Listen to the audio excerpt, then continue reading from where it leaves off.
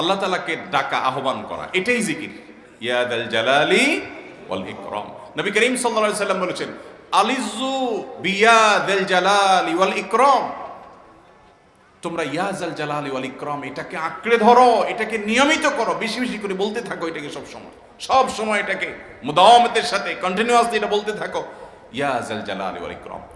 অনেক উলামায়ে কেরাম, মুহাদ্দিসিন ইকরাম ইয়া যাল জালালি ওয়াল ইকরাম কেন নবীজি এত বেশি বলতে বলেছেন, এটার মাধ্যমে আমাদের লাভটা কি, এর ব্যাখ্যা করতে গিয়ে বলেছেন, ইয়া যাল জালাল মানে হলো হে মহান, মহান বড়ত্বের অধিকারী, হে জালালের অধিকারী, হে জালাল, ওয়াল ইকরাম হে দানশীল। তাহলে প্রথম বাক্যে আল্লাহর বড়ত্বের কথা স্বীকৃতি দিয়ে প্রশংসা করা হয়, আর দ্বিতীয় বাক্যে হে দানশীল বলে আল্লাহ তাআলার কাছ থেকে চাওয়া হয় যে আপনি যেহেতু দানশীল এবং আপনি যদি মহান, অতএব আপনি আমাকে দান করেন। এটা ডাকলেই, আল্লাহকে এই বলে ডাকলেই চাওয়া হয়ে যায়। এই জন্য বেশি বেশি করে ইয়া যাল জালালি ওয়াল ইকরাম পড়তে হবে। অনেকে হয়তো নতুন শুনেছেন, আজকে থেকে শুরু করে দিবেন ইয়া যাল জালালি, সকাল বিকাল মনে থাকে না তো লিখে লিখে ওয়ালে টাঙ্গায়া দেন।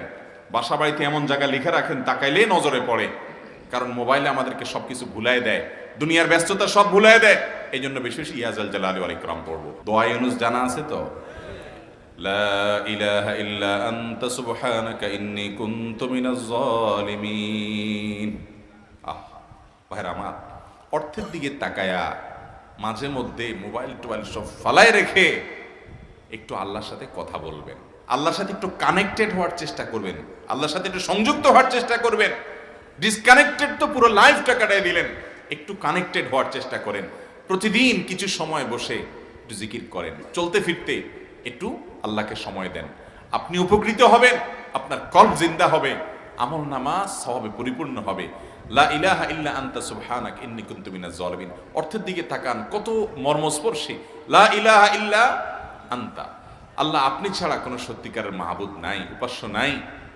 সুবহানাক, আপনি পবিত্র, আমি আপনার পবিত্রতা জ্ঞাপন করছি। ইন্নী কুনতু মিনাজ জালিমিন, তবে আমি সেসব মানুষদের অন্তর্ভুক্ত যারা নিজের প্রতি নিজে জুলুম করেছে, অবিচার করেছে, অন্যায় করে আমার নিজের পায়ে নিজে কুড়াল মেরেছি বহু। অতএব আপনি আমাদের প্রতি রহম করেন। এই দোয়া পাঠ করে আপনারা সবাই জানেন আল্লাহর একজন নবী, তিনি জীবনের সবচেয়ে কঠিন পরিস্থিতির মুখোমুখি হয়ে এমন বিপদে পড়েছেন যে বিপদ থেকে উদ্ধারের কোনো পথ ছিল না। দুনিয়াবি সকল সিস্টেম বলবে যে সমুদ্রে নিক্ষেপিত হয়ে বিশাল বড় সমুদ্রের প্রাণী মাছের পেটে চলে গেলে সে মানুষ আবার বাঁচে কিভাবে, মুহূর্তের ভিতরে তো মারা যাবে অক্সিজেনের অভাবে, এটাই দুনিয়ার সিস্টেম বলে। আল্লাহ তাআলা অলৌকিক ভাবে, লৌকিক সিস্টেমের ঊর্ধ্বে রেখে আল্লাহ তাআলা তাকে এই বাক্য পাঠ করার কারণে, এর মাধ্যমে আল্লাহ তাকে মুক্তি দান করেছেন। এবং আল্লাহ তাআলা এই ঘটনা কোরআনে উল্লেখ করার পর একটা সুসংবাদ বলছেন আমাদের সবার জন্য, বিরাট বড় আনন্দের সংবাদ। আল্লাহ বলেছেন, ওয়াকাযালিকা নুনজিল মুমিনিন। এই বাক্য পাঠ করার পর ইউনুস আলাইহিস সালামকে শুধু রক্ষা করেছেন আল্লাহ তাই নয়, আল্লাহ বলেছেন একইভাবে তাকে যেরকম রক্ষা করেছি, এই বাক্য যদি কেউ পড়ার মতো পড়ে, হক আদায় করে পড়ে, মনের গভীর থেকে পড়ে, মর্ম উপলব্ধি করে পড়ে, নিয়মিত পড়ে, ওয়াকাযালিকা নুনজিল মুমিনিন, ঈমানদারদেরকে আমি রক্ষা করে দেব এইভাবে।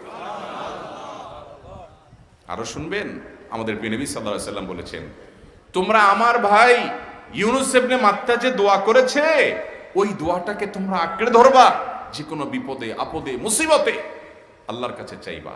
ভাইরা আমার, আমরা বিপদ আপদে পড়লে হুজুরদের কাছে চলে যাই দোয়ার জন্য, অনেকে মাজারে চলে যায়, সেখানে মানত করে, টাকা পয়সা দেয় বিপদ উদ্ধার করার জন্য।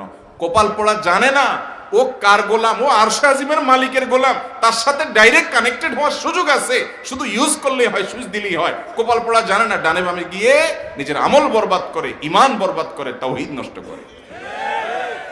ভাইরা আমার, তাহলে যে কোনো সমস্যা ফিল করি অথবা স্বাভাবিক অবস্থাতে দোয়া ইউনুস পাঠ করব, লা ইলাহা ইল্লা আনতা সুবহানাকা ইন্নী কুনতু মিনাজ জালিমিন। ভাইরা আমার, দুনিয়ার মানুষের কাছে আপনি অপরাধী এটা বললে খারাপ লাগে। আপনি একটা অফিসে চাকরি করেন, দুর্নীতি করে চুরি করে ধরা পড়ছেন, বসের কাছে যে মাপ চাইছেন, স্যার ভুল হয়ে গেছে, আর কখনো করবো না, লোভে পড়ে করে ফেলছি, বিপদে পড়ছিলাম, টাকার টানছিল স্যার, আর কোনোদিন করবো না, মাফ করে দেন স্যার, চাকরিটা রাখেন স্যার। আপনি মাপ চাইলেন, লজ্জিত হলেন, চোখের পানি ফেললেন, পাও ধরে মাপ চাইলেন, ছোট হলেন। এই ছোট হওয়ার পরে আপনার চাকরি যদি টিকেও যায়, বস যদি আপনাকে মাফ করেও দেন, তারপরেও কি আপনার কাছে ভালো লাগবে? না এত বড় একটা অঘটন ঘটলো, ছোট হলেন, সবার সামনে লজ্জিত হলেন, অনুতপ্ত হলেন, ধরা পড়লেন, মাপ চাইতে হলো, এই জন্য আপনার খারাপ লাগবে না? কিরকম খারাপ লাগবে? এত খারাপ লাগে অনেকে সহ্য করতে পারে না, গুনাহের দিকে চলে যায়, আত্মহত্যা পর্যন্ত করে ফেলে, এই বেইজ্জতি সহ্য করতে পারে না। ঠিক না ঠিক? মানুষের কাছে মাপ চাইলে, মানুষের কাছে ছোট হলে মানুষের কষ্ট হয়। অদ্ভুত।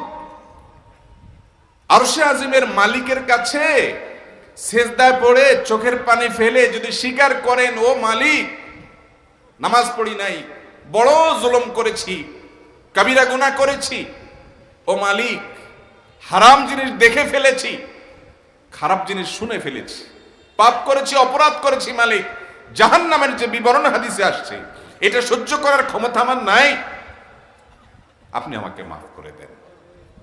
এইভাবে যদি আল্লাহর কাছে একটু চোখের পানি ফেলে দোয়া করেন, একটু দোয়া করে দেখেন, আল্লাহর শপথ করে বলছি, আপনার জীবনে সবচেয়ে আনন্দের মুহূর্ত হবে তখন যেদিন এরকম দোয়া করতে পেরেছেন, চোখের পানি ফেলতে পেরেছেন।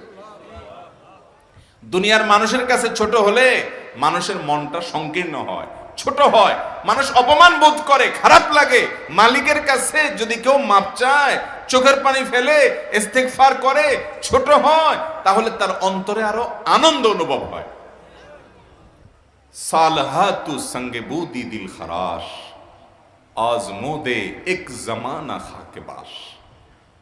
পাথর হয়ে বহুকাল ছিলে ভাই, কিছু কালের জন্য একটু মাটি হও, আসো, একটু মাটি হয়ে দেখো। পাথর হয়ে তুমি যতটা আনন্দিত হয়েছো, পুলকিত হয়েছো, পরিতৃপ্ত হয়েছো, আরশ আজিমের মালিকের শপথ করে বলছি, আল্লাহর কাছে মাটি হয়ে, ছোট হয়ে, তুচ্ছ হয়ে, অপমানিত হয়ে, ক্ষমা চেয়ে, ইস্তেগফার করে তুমি যখন লা ইলাহা ইল্লা আনতা সুবহানাকা ইন্নী কুনতু মিনাজ জালিমিন, নিজে পাপ করেছো এটা স্বীকার যখন করবে, তখন আল্লাহ তাআলা শুধু মাফ করবেন না, তোমাকে ঈমানের স্বাদ দিবেন, তুমি সাথে সাথে অন্তরে সেটা অনুভব করবা।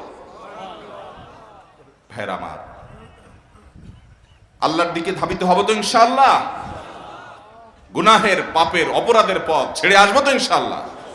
লা ইলাহা ইল্লা আনতা সুবহানাকা ইন্নী কুনতু মিনাজ জালিমিন। নবীজি সাল্লাল্লাহু আলাইহি সাল্লাম বলেছেন, আমার ভাই ইউনূস আলাইহিস সালাম, তিনি আল্লাহর কাছে এটা পড়ে যেরকম বিপদ থেকে রক্ষা পেয়ে গেছেন, তোমরা আমার ভাই ইউনূস আলাইহিস সালামের দোয়াটা বেশি বেশি পড়বা, ওইটাকে তোমরা আঁকড়ে ধরবা, তোমাদেরকে আল্লাহ তাআলা উদ্ধার করবে। আল্লাহ কোরআনে ওয়াদা করেছেন, ওয়া কাযালিকা নুনজিল মুমিনিন, এভাবে আমি ইমানদারদেরকে রক্ষা করব। আল্লাহর কাছে ডাইরেক্ট চাইলে যে পাওয়া যাবে, এটা অনেক মুসলমান বিশ্বাস করে না, ভালো করে জানে না। ভাইরা আমার, আল্লাহ কোরআনে বলেছেন,